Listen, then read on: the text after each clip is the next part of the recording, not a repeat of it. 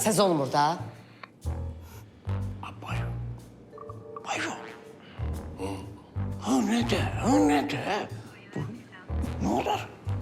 Adamın arvadı polkovnik olanda. Bu senin niye bu tonla danışıyor? Aynen. Şıxov! Bəli, cənab gəlin bacı, cənab polkovnik leytenant. Ne danışırsınız o dağızın altında? Mən danışmıram. Ərin danışdırır məni. Ben Hasan danıştırdım seni ki bu. Her şey aydındır. Bəli, Gidebilirsiniz. Haydi. boş.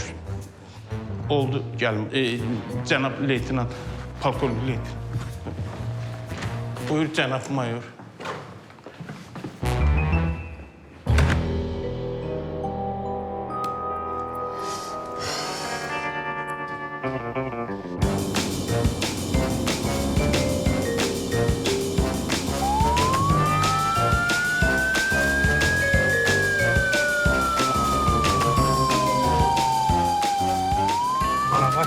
Bəlkə bildilər tanıdılar.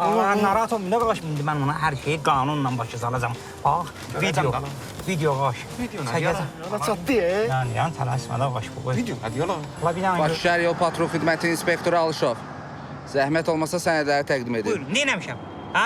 Yoldaş sürücü, siz nəqliyyat vasitəsini idarə edərkən mobil telefondan istifadə etmisiniz. Ona görə saxlamışam sizi. Harda gördünüz? Ha? Sübut edin, mən harda gördünüz ki, telefondan danışıram?